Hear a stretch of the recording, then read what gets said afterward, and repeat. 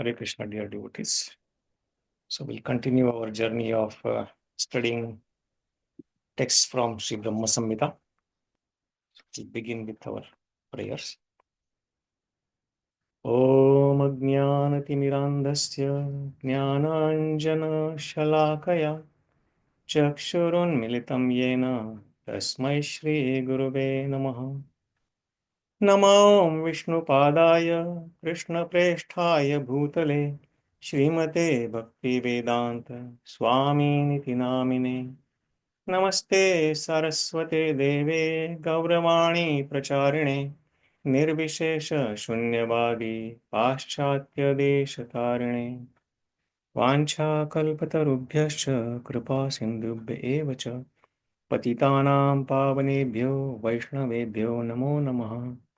Jaya Shri Krishna Chaitanya Prabhu Nityananda Shri Advaita Gadadhara Shrivasadi Gaura Bhakta Vrinda. Hare Krishna Krishna Krishna Hare Hare Hare Rama Rama Rama Hare Hare. Mukam karoti vachalam pangum langhayate girim yatkripatamaham vande Shri Gurum Dinatarinam Paramanandam Madhavam. Hare Krishna, dear devotees. So let me share my screen. So, yes. So in the Brahma Samhita, 5th chapter, which is available to us, so far we have studied up to, I think last time we did text 52. So Lord Brahma, when he's offering prayers to Krishna, so he is glorifying him with his different potencies and different his expansions or the delegations, how they are controlling the different energies, different lokas. So in that, we last couple of weeks, we saw that how Lord's energies, everything is made up of his energies, all the 5 elements and then the material and spiritual elements and everything. And here it was mentioned as there are 9 elements, fire, earth, ether, water, air. Then directions were included, time, soul, and mind. And then we saw that based on different philosophers' understanding or how they see, these number of elements can be different, beginning from 4 to 5, 6, 7, or sometimes 25, 26, 27, as Lord Krishna himself explains this to Uddhava in the 11th canto in Srimad Bhagavatam. Then last time we saw about sun god, how he is energy of Krishna and he is full of effulgence, but he also is traveling in his own orbit by the order of Govinda or Krishna. And by his movement, the Kala Chakra or the time is working. So this whole Kala Chakra is working, and then that sun god, he is not independent, but he is also traveling by order of Yasyagnaya Brahmati Samvrita Kala Chakra. By his order, he is traveling. So today we are going to read from text 53. Dharmo tapāpa-nicayaḥ śrutayas tapāṁsi brahmādi-kīṭa-patagāvadhayaś jīvāḥ yad-datta-mātra-vibhava-prakaṭa-prabhāvā govindam ādi-puruṣaṁ tam ahaṁ bhajāmi. So here again there are different energies as well as everything that emanates, that we see in existence here, that is coming from Krishna. That is what explained here. So including the dharma or all the virtues, dharmam tu sakshat bhagavat pranitam, it's said. So all the rules and regulations or all the virtuous activities that are given in the Vedic literature, there are also dharma shastras. We'll read in the purport. There are different dharma shastras. And number 20 types of dharma shastras are there. They are created by either Manu or Parashar Muni and the great authorities for people in general to follow some rules and regulations and guiding them how to live and elevate in their spiritual process.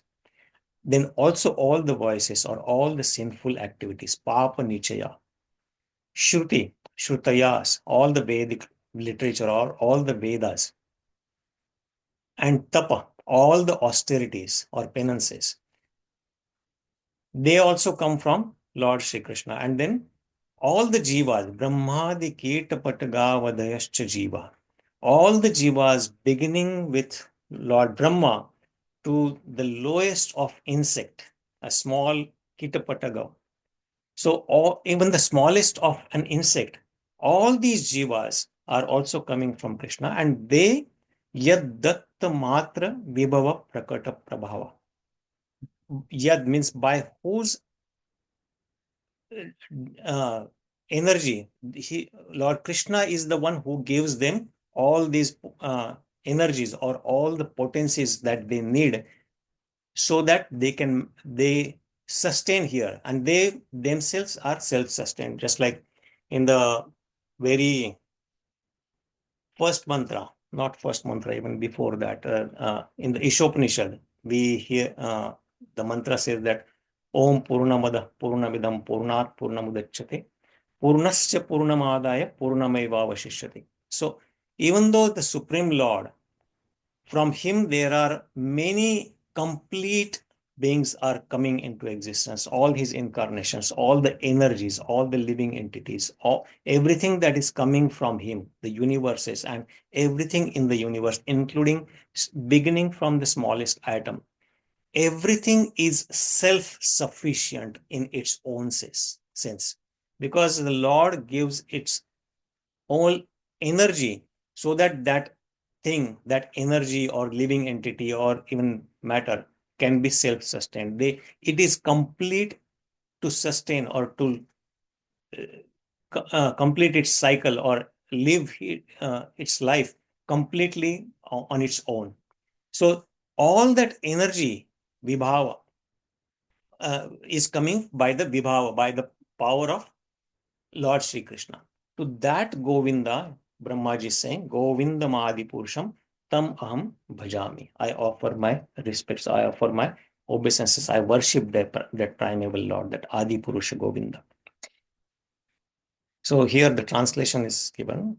I adore the primeval Lord Govinda, by whose conferred power are maintained and manifested potencies that are found to exist of all the virtues, that is dharma, all voices, pāpa-nicayaḥ, the Vedas, śrutayas, the penances, all the tapa, and all jīvas from Brahma to the meanest of insects. So in the Bhagavad Gita, as Krishna says in many places, that he is the source of everything. In 10th chapter, particularly the first of the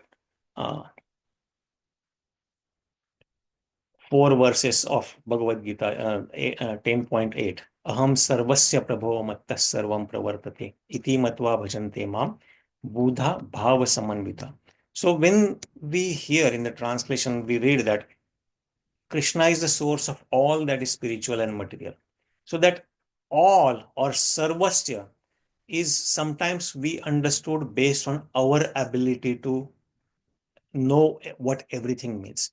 But here, that everything means including the atom, all the virtuous activities, all the sinful activities, all living entities, and everything in the matter, and as well as the spiritual world, everything that exists in the spiritual world. So everything actually is coming from Krishna.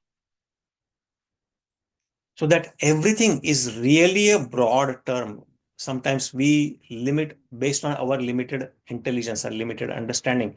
When we hear that aham sarvasya prabhavo and matta sarvam pravartate, that sarva we limit according to our own understanding. But that is very broad, and that to some extent this verse gives that understanding. So in the purport, Srila Bhakti Siddhanta Saraswati Thakur touches all the points that are in the verse. So we'll just go over it quickly. So by dharma is meant the allotted functions of Varna and Ashrama manifested by the 20 Dharma Shastra or on the authority of the Vedas. So dharma here literally means the allotted functions of Varna and Ashrama. There are 4 Varnas that we will read eventually and 4 Ashrama. And these are manifested, or the regulations given how to live in these Varna and Ashrama divisions by 20 Dharma Shastra. Dharma Shastra, as I said earlier, are the instructions or the guidance given by great authorities so that the living entities can live their life with some conduct, with some rules and regulations. We cannot live here without any regulations. And that's why, because we have come here, we are sent here because we had a desire to enjoy separately from Krishna. And that's why this material world was created. But even while enjoying or trying to enjoy in this material world, we are bound by certain rules and regulations. And all those are given in this Dharma Shastra by Manu, particularly in Manu Samhita and other samhitas. So all the rules and regulations, they include different rituals, different like Rajya Shastra, the Artha Shastra, and all those regulations are given in this Dharma Shastra. There are 20 different kinds, Prabhupada explains in some of his lectures. Of these 2 divisions, the Varna Dharma, so Varna and Ashrama. Varna Dharma is the function by which is the outcome of distinctive natures of 4 Varnas, that is Brahmana, Kshatriya, Vaishya, and Shudra. So, depending on the modes of material nature, a living entity or a human being particularly is covered, they fall into these categories of Brahmana, Kshatriya, Vaishya, and Shudra. As Lord Krishna says in the Bhagavad Gita, Chaturvarnam Maya Srishtam Guna Karma Vibhagasha. These 4 Varnas are created by me, Maya Srishtam. And how are they created? Guna Karma Vibhagasha, by the influence of modes, qualities, and then the activities that in that modes these living entities or these humans perform. And based on that, these Brahmana, Kshatriya, Vaishya, Shudra are created, and they all have their own set of rules and regulations or activities by which they work. And then ashrama dharma is the function by which is appropriate for to the respective ashrama or stations or stages of those who belong to the 4 stages, that is brahmacharya, grihastha, vanaprastha, and sannyas. So these ashrama are the stages in life from our birth to the end of our life. We go through different stages, and in those different stages, we go through these 4 ashramas. Brahmacharya, or the stage of student life, student life. So in this, it is recommended that one should learn from guru or spiritual master how to live, or all the rules and regulations. And then grihastha ashrama, he can get married and have a family life. And then at a certain point, when the children are grown up and when the retirement phase comes, so they should give the responsibility to their children, particularly the older son, and then they take vanaprastha ashrama, the retirement life. And then eventually, whenever they are ready, they should go for sannyas ashram, completely renounce order of life. So if we see all these lives, even though in grihastha ashrama particularly, there is some liberty for enjoyment of family life and other material enjoyment is there, but all these are called ashrama. The word ashrama means there is some spiritual thing to it. There is some spiritual part of it, and this is every stage is for our spiritual progress. So they are not just randomly, I'm grihastha now, so my only duty is to maintain my family and that's it. No, everywhere there is a spiritual part of it, and then the purpose of all these ashramas is to grow spiritually. All the customary activities of all mankind have been targeted in these twofold divisions. So everyone, irrespective, they follow these varnashram dharma either uh, purposely or unknowingly. This varnashram dharma will always exist. Maybe not in a pure state, but everywhere, if you see people, they will always fall in these categories: the intellectual class, the administrative class or kshatriyas, the productive class or vaishyas, and the working class or shudras. And everybody, and even the life stages we go through: student life, married life, and then eventually retired life. So maybe in a very uh, impure way, everybody follows this because Krishna says that he is the one who created this. Now, the second part, pāpa-nicayaḥ, or the voices, sins, they mean nations.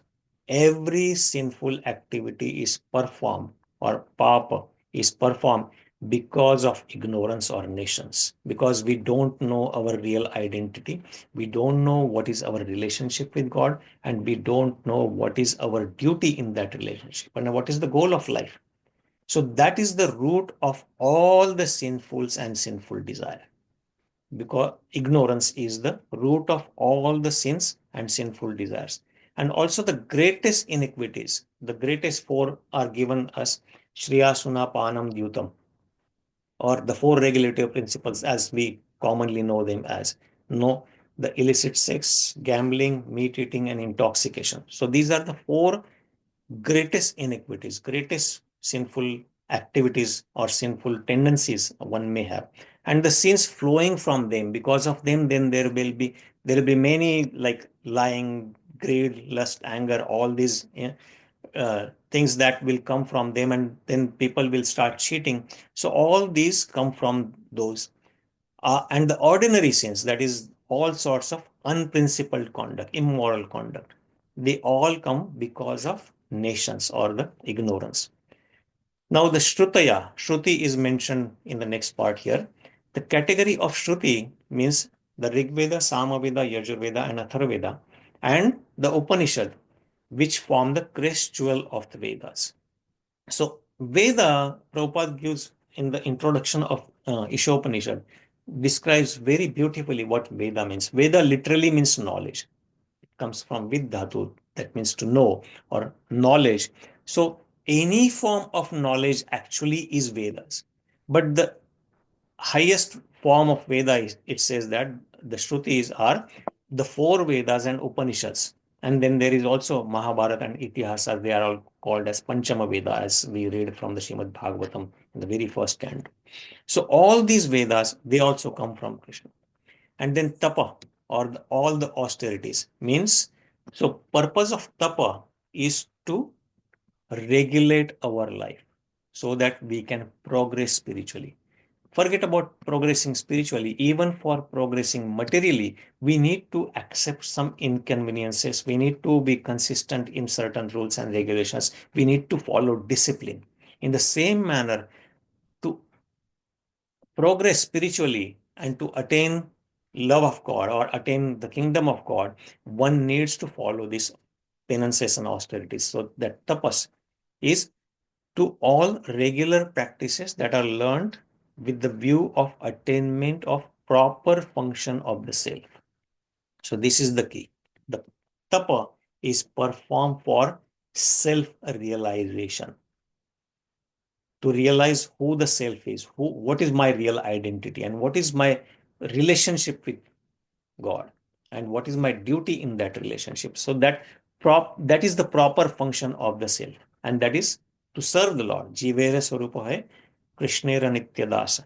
So that is the purpose of all the tapas. And there are several different tapas are given in the Dharma Shastras for different levels of people. So in many cases, example, in the form known as panchatapas, these practices are of a difficult character or yoga with its 8 constituent limbs and devotedness to the knowledge of undifferentiated Brahman included therein. So there are different types of tapas recommended for different people in the Vedic literature. So pancha tapas is here that is mentioned is basically some of the sages or some of the tapasvis, they take very austere performance of tapa, where in the very hot weathers, in the summer, when sun is on the top giving heat, burning them, and then they burn fire of four kinds around them and sit there for performing austerity. So that is called as panchatapas. And then there are different yoga practices or the eight limbs. We know the Ashtanga yoga, yama, niyama, asana, pranayama, pratyahara, dhyana, dharana, samadhi. So all these eight limbs are also different types of tapas or the knowledge of Brahman. So the performance of this tapas so for Brahman realization. So those are all included in this tapas. So that is mentioned in here. Then, and all these are so many distinctive features within the revolving round of fruitive activities of the conditioned souls. So all these tapas are basically for all the conditioned souls here who are stuck in the cycle of birth and death because of their karmic reactions. And because of their karmic reactions, they are in the 84 lakh species of life, the 8.4 million species of life. They are, so all these conditioned souls are embarked for this temporary life sojourn of successive births. They take birth one after another in this 8.4 million types of forms. So, and then they are differentiated into different orders. So here, mostly the human forms are mentioned in the purport. Devas, Danavas, Rakshasas, Manavas, Nagas also there actually, Kinnaras, Gandharvas, and then we know the birds, beasts, aquatics, uh, the trees and plants, etc. So all these different forms they get because of their reactions of karma. So these all jivas from Brahma down to the smallest insect are infinite in type, and they make up the aggregate of all the conditioned souls from the degree of Brahma to that of a little fly are distinctive features within the revolving wheel of karma. So because of their karma, they are getting different forms of bodies. From Brahma to the smallest of the insect or bacteria. And every one of them is endowed with distinctive powers as individual and is powerful in a particular sphere. So all the living entities, starting from Brahma to the smallest insect or a plant or a reptile or even a fish, they are complete in themselves for their own sustenance. They are given power by Supreme Lord in them so that they can just sustain by themselves. So even if you, just an example, if we take our own body, this body from the beginning of birth, it gets everything, all the necessities of these bodies are completely fulfilled. In the beginning, even in the womb, there is a nice protective place that is created in the mother's womb. And when we come out of the mother's womb, immediately the food is ready as a breast milk from mother for that child, naturally. And as it starts growing, there are different ways the living entity can get food, they grow, and even the wounds, if somebody gets injured and they get wound, there is a mechanism that blood clotting happens and everything is cured. So this body itself is the machine or the energy. Everything is given to this body so that it can be self-sustained. So by it means for its own life to act in a certain way that is meant for that particular body, it is complete. And that is true for every body if you see. All the birds, if you see, all the insects, all the reptiles, everything is complete in itself. They are given certain abilities so that they can live according to their bodily features and everything. A bird, a vulture can fly miles up high, but it has given such an eyesight that from there also it can identify a dead body so that it gets its own food. So all these powers are by their nature not fully developed in them. So all these powers are coming from Krishna. Krishna is when we say Krishna is all powerful, he has all these powers completely developed. But in all these living entities, they are given by their nature so that they can self-sustain, but they are not fully developed in them.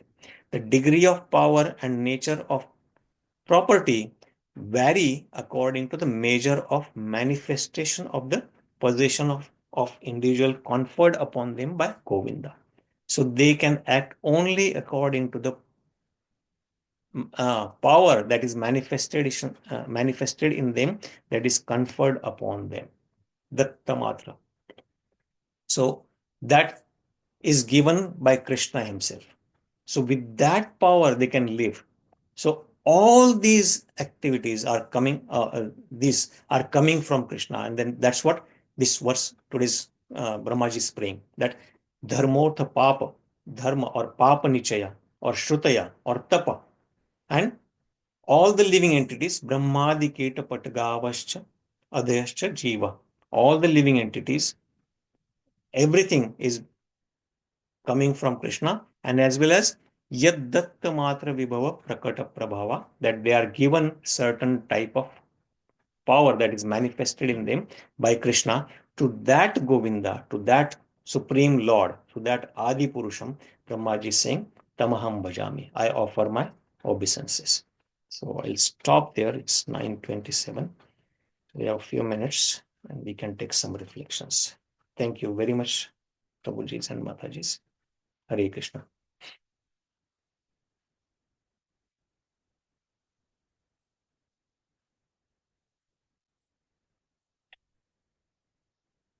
Thank you, Radhā-Rañjana Prabhuji.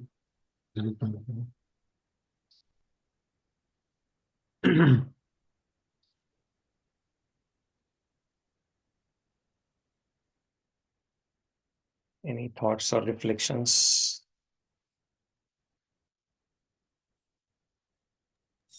Well, say almost we are reaching toward the end of Samhita. Thank you very much. Consistently, you've been doing almost, I think, 2 years now, right? About a year and a half now. But thank you so much for giving me this opportunity, Prabhu, because of this, I think I am not only relishing, but trying to understand Brahma Samhita, and it is really helping me. Yeah. Thank you very much. Thank you. Thank you very much, Prabhu.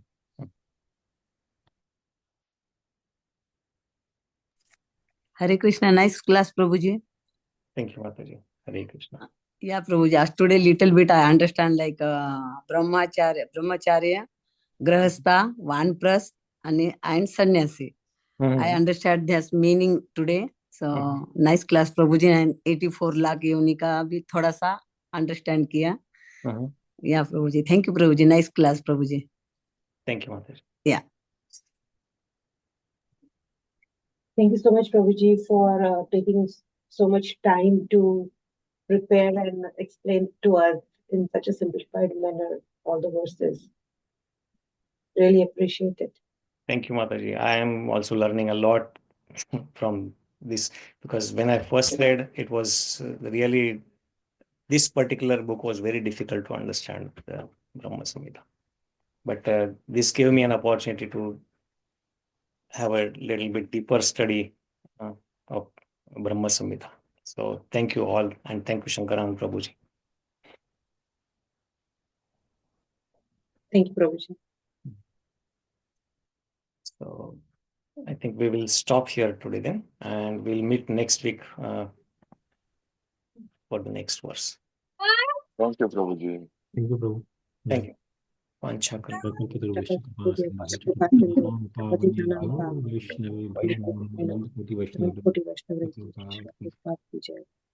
Hare Krishna. Thank you, Prabhuji. Hare Krishna. Thank you very much.